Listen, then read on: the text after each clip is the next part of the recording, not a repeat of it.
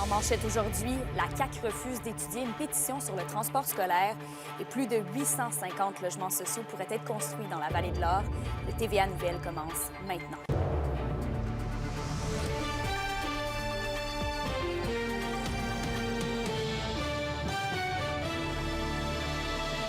Bonjour tout le monde, bienvenue au TVA Nouvelle. Pour commencer, le gouvernement caquiste a refusé hier d'étudier une pétition qui réclame de nouvelles mesures de sécurité concernant le transport scolaire. La pétition, qui a récolté près de 600 signatures, a été parrainée et encouragée par Suzanne Blais, la députée d'Abitibi-Ouest. Un geste initié par la famille du petit Nathan Macamo, décédé tragiquement lors de la rentrée scolaire en août dernier. Le député libéral Monsef Deradji, présent lui aussi lors de la séance de travail entre partis, juge la situation extrêmement embarrassante. Il estime que Suzanne Blais et ses collègues ont tourné le dos aux citoyens de son comté et à tous les élèves du Québec. On se tourne maintenant vers la vallée de l'Or, qui verra son nombre de logements sociaux bonifié dans les prochaines années. L'organisme Accès Patrimo prévoit ajouter 856 nouveaux logements abordables à Val-d'Or et à Malartic d'ici 2028. L'organisation, fondée en septembre dernier, est en attente du titre de développeur qualifié qui assurerait une voie plus rapide pour accélérer les mises en chantier des logements. La ville de Malartic a déjà apporté son soutien au projet en mettant des terrains à la disposition d'Accès Patrimo.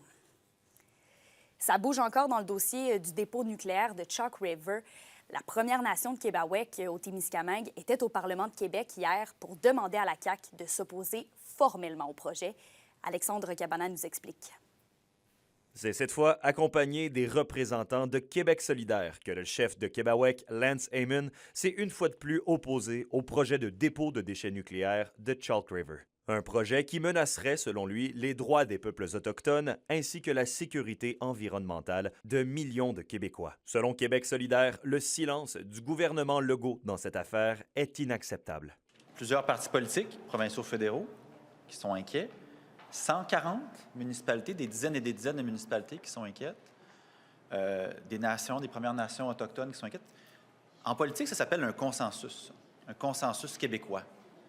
Qu'est-ce que fait le gouvernement du Québec à ne pas reconnaître ce consensus-là québécois et à ne pas le mettre en valeur, à ne pas le défendre auprès du gouvernement canadien? Je ne comprends pas que les gens qui gouvernent le Québec, donc qui sont supposés les représenter, qui ont la loi de leur côté, même si c'est face à Ottawa, ne prennent pas la position claire de ne pas appuyer ce projet-là. La semaine dernière avait d'ailleurs été le théâtre du 3e recours judiciaire de Québec contre le futur projet de dépôt radioactif en moins d'1 an. Car après avoir déjà contesté devant la Cour fédérale le droit autochtone et l'environnement, mais voilà que c'est la cause de la faune et des espèces en voie de disparition qui était mis de l'avant. Why do you have a species at risk law when, for economic purposes, you can simply say that in this case it doesn't apply? Nous avons beaucoup de problèmes quand le gouvernement ne respecte pas sa propre loi. Et en attendant une réponse de la part de la Cour fédérale, le chef Heyman ira prochainement du côté de Montréal, l'une des 140 municipalités qui s'opposent au projet, afin de poursuivre sa sensibilisation. Une réponse ou une position de la part de Québec est toujours attendue dans ce dossier. Alexandre Cabana, RNC Nouvelles, à Rouyn-Noranda. Et ensuite, l'Autorité des marchés publics se prononce sur l'attribution d'un contrat de gré à gré du CIS de l'Abitibi-Témiscamingue. C'est concernant un contrat de près de 300 000 $ à l'entreprise Précicom Technologies pour l'acquisition de 6 pare-feux. Le CISAT aurait invoqué une exception à la règle générale de l'appel d'offres, soit celle du contractant unique. L'AMP recommande donc aux dirigeants du CIS de se doter de procédures garantissant que les exceptions à l'appel d'offres ne soient utilisées que lorsqu'elles sont réellement justifiées. L'Organisation de santé doit d'ailleurs remettre un rapport incluant des pistes de solutions d'ici à peu près 45 jours. On les a questionnés à ce sujet et ce qu'on nous a expliqué, c'est que l'écosystème qui est en place est du manufacturier Fortinet et qu'on voyait d'un mauvais œil la cohabitation de technologies provenant de différents fournisseurs. Ce qu'on a conclu, c'est que ça démontrait pas, c'était pas un argumentaire qui démontrait l'absence de concurrence et donc le recours à cette exception-là n'était pas approprié. La raison derrière ça, c'est de permettre l'ouverture des marchés à des entreprises potentiels qui peuvent déposer une soumission et ça permet aussi aux donneurs d'ouvrage d'aller chercher le meilleur prix sur le marché. Alors, si vous recevez, par exemple, 5 soumissions et qu'il y a un écart assez considérable entre le premier soumissionnaire et le 5e soumissionnaire, alors vous allez aller de l'avant avec le soumissionnaire le plus bas. Donc, c'est avantageux à ce moment-là pour un organisme public comme le CIS de l'Abitibi-Témiscamingue de faire cette ouverture-là des marchés. On va ensuite parler de stress, puisqu'il n'y a pas que les adultes qui doivent faire face à un quotidien parfois anxiogène. Les jeunes enfants et même les adolescents peuvent aussi avoir des difficultés émotionnelles qui sont parfois invisibles. Anthony Dallaire en discute avec Stéphanie Clément du Centre de prévention du suicide à Rouyn-Noranda. Est-ce que vous jugez que les enfants adolescents sont de plus en plus stressés? Au niveau des chiffres, je ne peux pas vous donner exactement, là, parce qu'il n'y a pas vraiment d'études qu'on a par rapport à ça. Mais dans nos services, moi, je vous dirais que dans la dernière année, on a vu vraiment un nombre grandissant d'enfants qui sont venus chercher des services. Bien, pas les enfants, mais les parents sont venus chercher des services pour leurs enfants parce que c'était flagrant. Là, les idéations suicidaires étaient plus présentes. J'en ai plusieurs là, que j'ai en suivi actuellement, là, des enfants d'une dizaine d'années. C'est quand même pas très vieux. On a aussi des enfants qui ont vécu des deuils ou des situations comme ça, là, qui c'est plus présent. Qu'est-ce qui explique ça, selon vous? La vie, elle va vite, la société va vite. Puis souvent, on va dire aux enfants, on veut qu'ils soient bons dans tout. Hein, faut que, les enfants, aujourd'hui, il faut que c'est bon à l'école, il faut que c'est bon dans le sport, il faut que c'est bon en musique, etc. Et on leur met beaucoup, beaucoup de pression. Puis il y a beaucoup. Ça fait que j'ai vu, en fait, à un moment donné, là, il y a quelques années, j'avais été dans une école faire une petite conférence parce que les enfants de 3e année étaient trop stressés, là. Ça pleurait pour leur examen de fin d'année, puis ils ne se trouvaient pas assez bons, puis tout le kit. Fait que ça a un impact, veut pas, là. Puis tout ce qui se passe dans la société, puis l'éco-anxiété, puis tout ça ensemble, là, c'est clair là, que ça en fait beaucoup. Un adulte a de la misère. Fait qu'imaginez un enfant, puis un enfant, c'est comme une petite éponge. Là. Même s'ils ne verbalisent pas, ils ressentent tout ce que leurs parents ressentent. Là. On ne gère pas le stress chez les enfants et les adultes de la même façon.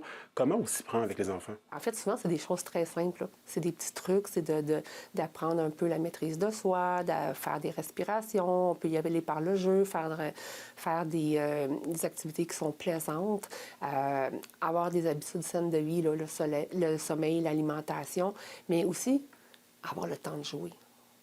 Lâcher les écrans un petit peu, hein, aller courir dehors, faire des dessins, du bricolage.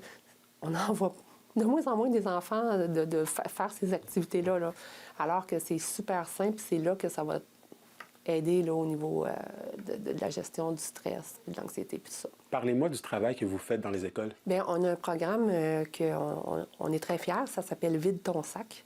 Dans le fond, c'est un atelier qu'on va donner au 3e cycle du primaire, c'est 5e et 6e année. Puis on a plusieurs écoles là, qu'on va aller prochainement faire le programme. On remet à l'enfant un sac à dos. Fait que l'enfant, avec des questions qu'on leur pose, tout ça, on leur fait vivre l'expérience de c'est quoi porter quelque chose de lourd. Fait que quand il y a un problème, c'est représenté comme par un poids qui est mis dans un sac à dos. Après ça, quand on amène des solutions, bien, on va remplacer le poids par des plumes. Puis là, bien, dans le fond, l'enfant, il comprend que quand on verbalise des situations, ça n'enlève pas tout. Il peut rester certains poids du problème, mais ça va alléger la situation. Le 12 février, j'achète un billet pour une sortie culturelle québécoise. La cinéaste Myriam Véro lance pour une première fois l'initiative pour apporter un soutien symbolique et financier à l'industrie artistique. La Ville de la Sarre qui offre d'ailleurs un rabais exceptionnel de 25 % sur 6 spectacles dès aujourd'hui jusqu'à ce vendredi. Et du côté du Théâtre du Cuivre de Rouyn-Noranda, parmi tous ceux qui achèteront un billet aujourd'hui, l'équipe fera tirer une paire de billets pour la pièce Le Dîner de cons. L'initiative est inspirée du mouvement Le 12 août, j'achète un livre québécois. La question du jour TVA, une présentation de Mobilier Bélan qui vous offre depuis plus de 50 ans un service de qualité et un grand choix de matelas mobilier électro au prix compétitif que vous recherchez. À la question du jour, on vous demande, comptez-vous participer à l'initiative le 12 février, j'achète un billet pour une sortie culturelle québécoise? Pour voter et commenter, rendez-vous au tva-abitibi.ca.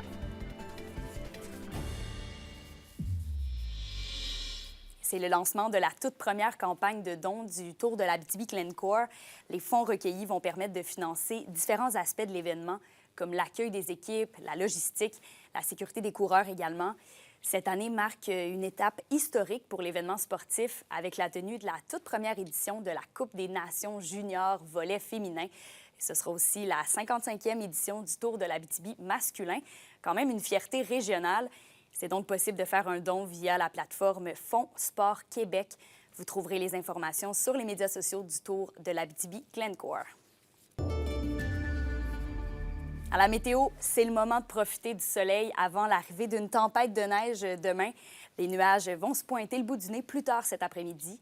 Pour l'Abitibi, le mercure va descendre à moins 11 et au Témiscamingue, il fera un minimum de moins 16 degrés Celsius.